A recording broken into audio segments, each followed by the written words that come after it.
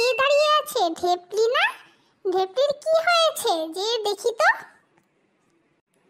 কি রে, তোর কি হয়েছে? মন খারাপ করে আছিস কেন দাঁড়িয়ে এখানে? আর বলিস না, মন খারাপ হওয়ারই কথা। কেন রে, কি হলো তোর আবার?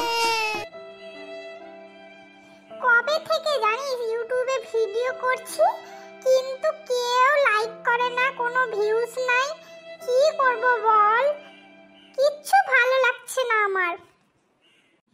সবাই ভিডিও করলে কত কত ভিউজ, আর আমি ভিডিও করছি তো আমার কোনো ভিউজই নাই।